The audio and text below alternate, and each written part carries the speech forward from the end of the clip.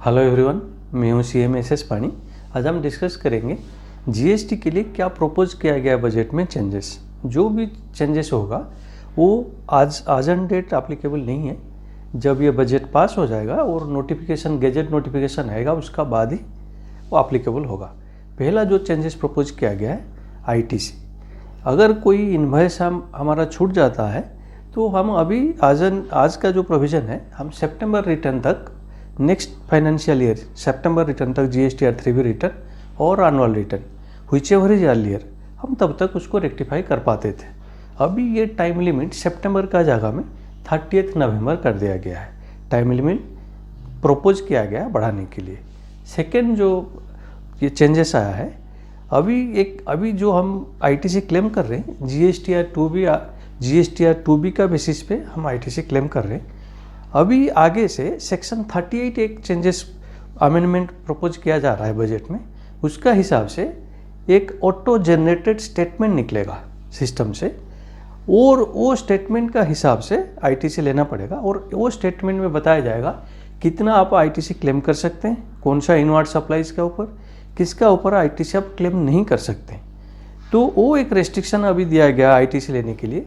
वो जो auto generated statement आएगा उसमें जो रेस्ट्रिक्ट किया जाएगा आप ITC नहीं ले सकते, उसका ऊपर आगे से ITC क्लेम नहीं किया जा सकता है।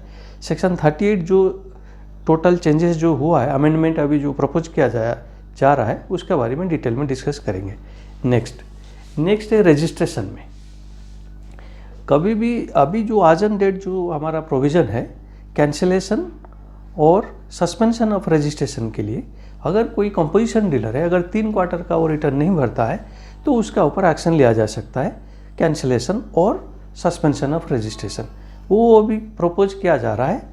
ड्यू डेट 3 महीना, due date from the financial year return से 3 महीने तक वेट किया जाएगा। जो फाइनेंशियल ईयर रिटर्न का जो ड्यू डेट है 3 महीने तक वेट किया जाएगा, उसका बाद उसका ऊपर एक्शन लिया जाएगा। अभी 3 क्वार्टर जो था वो चेंज होके ये प्रपोज किया जा रहा है 3 months from the due date of financial year return, तब तक वेट किया जाएगा, उसका बाद एक्शन लिया जाएगा। कि नॉर्मल टैक्स पेयर केस में अभी ये प्रोविज़न है, अगर 6 कंजिक्यूटिव मंथ्स में 6 कंजिक्यूटिव पीरियड्स का आप रिटर्न नहीं देते तो एक्शन लिया जा सकता है, सस्पेंशन और cancellation of registration.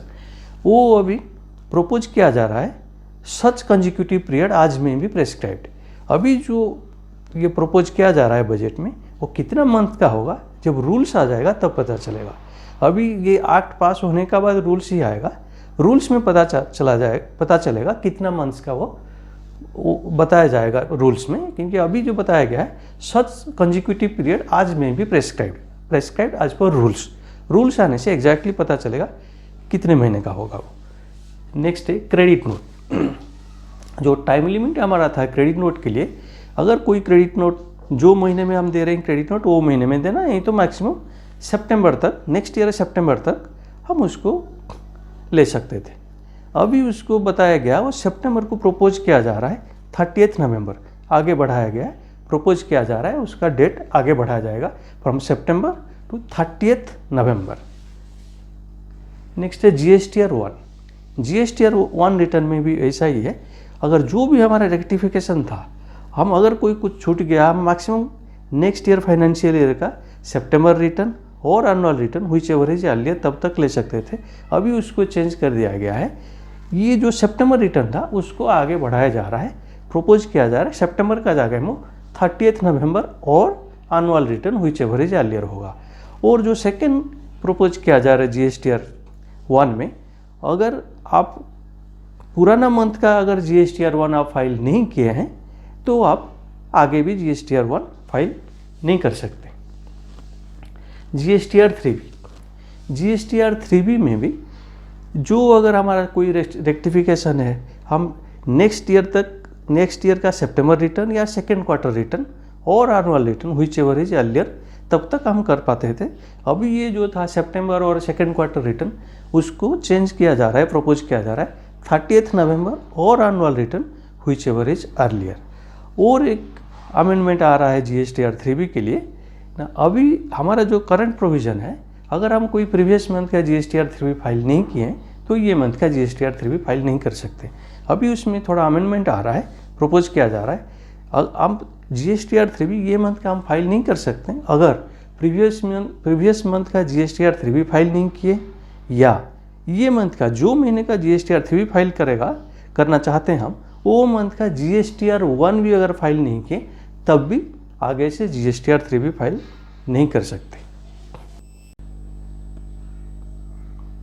Non resident taxable person के लिए जब आज का प्रोविजन का हिसाब से वो रिटर्न नेक्स्ट मंथ का 20 डेज का अंदर दे सकते हैं। ड्यू डेट 20 डेज है, तो 20 डेज को कम किया जा रहा है, प्रपोज किया जा रहा है 13 डेज किया जाएगा। नेक्स्ट है TCS में अगर कोई एरर है, कोई ओमिशन है, अभी आज का डेट, आज का जो प्रोविजन है सितंबर रिटर्न या annual return whichever is earlier, वो जो सितंबर रिटर्न वो सितंबर का जगह में अभी 30 नवंबर तक उसको बढ़ाया जा रहा है। और अगर TCS रिटर्न लेट फाइलिंग होता है तो वो केस में लेट फी अभी लेवी करने के लिए प्रपोज किया जा रहा है। लेट रिटर्न अगर TCS फाइल करना है तो लेट फी भी भरना पड़ेगा। सेक्शन 49 में भी कुछ प्रपोज किया जा रहा है, अमेंडमेंट प्रपोज किया गया है। अभी इंटरेस्ट, अभी जो अमेंडमेंट प्रपोज किया जा रहा है उसका हिसाब से इलेक्ट्रॉनिक्स कैश लेजर में अगर कोई टैक्स इंटरेस्ट है तो वो चीज़ जो इलेक्ट्रॉनिक्स कैश लेजर में है वो अमाउंट हम टैक्स इंटरेस्ट एक्सेट्रा जो भी है हम उस ट्रांसफ़र कर सकते हैं डिस्टिंक्ट पर्सन को। डिस्टिंक्ट पर्सन क्या है? अगर same company having same pan number with 2 GST number को ट्रीट किया जाएगा डिस्टिंक्ट पर्सन। तो पहले ये अलाउ नहीं था, अभी प्रपोज किया जा रहा है जो भी आपका इलेक्ट्रॉनिक्स कैश लेजर है वो आप आपका डिस्टिंक्ट पर्सन को ट्रांसफ़र कर सकते हैं। और एक प्रोविज़न अमेंडमेंट प्रपोज किया जा रहा है, सेंट्रल गवर्नमेंट ये डिफाइन कर सकता है आप कितना % मैक्सिमम एडजस्ट कर सकते हैं क्रेडिट लेजर से, कितना कैश देना पड़ेगा। अभी भी प्रोविज़न है कुछ टैक्स पेयर के लिए जो 1% कैश में देना है, बाकी ITC में अगेंस्ट क्रेडिट लेजर वो एडजस्ट कर सकते हैं। इसी एक्ट में वो प्रपोज किया जा रहा है, गवर्नमेंट का सेक्शन 49 सब सेक्शन 12 में ये प्रपोज किया जा रहा है। गवर्नमेंट ये डिक्लेयर करेगा कितना आप मैक्सिमम क्रेडिट लेजर में देना है, कितना आप कैश लेजर में देना है। रिफंड केस में भी कुछ प्रपोज किया जा रहा है चेंजेस। कोई UN एजेंसी, एम्बेसी या कंसुलेट, उसका आज का प्रोविज़न जो है वो रिफंड 6 महीने में क्लेम कर सकते हैं। वो 6 महीने को बढ़ा के 2 ईयर्स किया जा रहा है, प्रपोज किया जा रहा है। और जीरो रेटेड सप्लाई, जब भी जीरो रेटेड सप्लाई होता है SEZ या SEZ डेवलपर को, वो टाइम में रिलेवेंट डेट क्या होगा उसको डिफाइन किया जा रहा है। अभी वो रिलेवेंट डेट जो आपका due date from filing GSTR3 return को रिलेवेंट डेट ट्रीट किया जाएगा, वो दिन से कैलकुलेट होगा, फिर आप कितना दिन का अंदर आपका रिफंड फाइल कर सकते हैं। अभी हम सेक्शन 38 डिस्कस करेंगे। सेक्शन 38 में अभी जो प्रपोज किया जा रहा है, अभी जैसे GSTR2 भी स्टेटमेंट आ रहा है उसका बेसिस पे ITC क्लेम कर रहे हैं। अभी एक ऑटो जनरेटेड स्टेटमेंट आएगा, वो स्टेटमेंट में बताया जाएगा आप कितना ITC क्लेम कर सकते हैं, कितना ITC क्लेम नहीं कर सकते।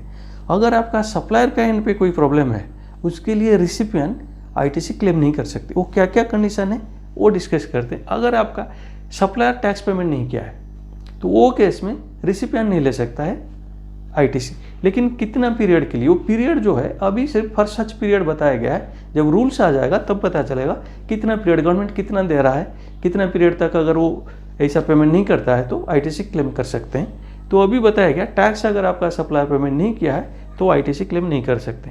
अगर GSTR1 में जो आउटपुट टैक्स लायबिलिटी है उसमें से कम पेमेंट हो करता है सप्लायर GSTR3 में, वो केस में भी ITC रिसिपिएंट क्लेम नहीं कर सकता है। लेकिन कितना अमाउंट, वो अमाउंट कितना कम होने तक गवर्नमेंट अलाउ करेगा, बाद में रूल्स में पता चलेगा, अभी डिफाइन नहीं किया गया है। ITC जो क्लेम करता है सप्लायर, अगर ऑटो जनरेटेड स्टेटमेंट में जो भी अमाउंट ऑटो जनरेटेड में बताया जा रहा है उतना आप ले सकते हैं, उससे अगर ज़्यादा लिया वो केस में रिसिपिएंट को नहीं मिलेगा ITC। अभी हम डिस्कस किए जो अभी गवर्नमेंट 49 सेक्शन 49(12) में जो प्रपोज कर रहा है, मैक्सिमम कितना अमाउंट आप क्रेडिट में दे सकते हैं, क्रेडिट लेजर यूज करके कितना कैश में दे सकते हैं, वो हिसाब से अगर जो गवर्नमेंट डिक्लेयर किया से 5% आप कैश में देना। अगर सप्लायर वैसा पेमेंट नहीं किया 49(12) में, टैक्स जो 49(12) मतलब जो गवर्नमेंट डिक्लेयर करेगा कितना कैश में देना है, कितना क्रेडिट में देना है, अगर वो कैश जो पर्सन है वो पेमेंट नहीं किया है सप्लायर, वो केस में भी रिसिपिएंट को ITC नहीं मिलेगा। अगर कोई नया रजिस्टर्ड पर्सन है तो उसको भी गवर्नमेंट ये बताएगा कितना पीरियड रजिस्ट्रेशन का कितना पीरियड का अंदर अगर कोई सप्लाई रिसीव हो रहा है तो आपको आईटीसी नहीं मिलेगा। ये प्रपोज किया है सेक्शन 38 में। और ये ऑटो जनरेटेड स्टेटमेंट कैसे आएगा, जब आने के बाद प्रैक्टिकली क्या प्रॉब्लम होगा पता चलेगा। और एक प्रपोज किया जा रहा है, अगर कोई आईटीसी जो आप क्लेम कर रहे हैं उसका ऊपर टैक्स पेमेंट नहीं किया है आपका सप्लायर, वो केस में आपको आईटीसी रिवर्स करना पड़ेगा विथ इंटरेस्ट। जब सप्लायर फिर पेमेंट कर देगा टैक्स, उसका ऊपर फिर दोबारा आईटीसी मिलेगा। लेकिन ये केस में प्रोबेबली अगर से फॉर एन एग्जांपल दिसंबर का आप रिटर्न फाइल करें जीएसटीआर 3B, वो टाइम में आईटीसी क्लेम कर लिए, वो टाइम में पता नहीं है कितना वो उसका ऊपर वो आपका सप्लायर पेमेंट किया या नहीं किया है। प्रोबेबली ये नेक्स्ट मंथ में पता चलेगा, प्रोबेबली कोई स्टेटमेंट आएगा, बताएगा गवर्नमेंट, वो हिसाब से अगर आप कोई आईटीसी क्लेम किए हैं, आपको जो जनवरी में पता चलता है उसका ऊपर आप नहीं दिए हैं, मतलब आप नहीं सप्लायर टैक्स नहीं दिए, वो केस में आईटीसी रिवर्स करना पड़ेगा विथ इंटरेस्ट। जब सप्लायर फिर पेमेंट कर देगा आप उसका ऊपर आईटीसी क्लेम कर सकते हैं। अगर मेरा वीडियो आपको पसंद आया प्लीज़ लाइक कीजिए, शेयर कीजिए और मेरा चैनल को सब्सक्राइब कीजिए। Thank you.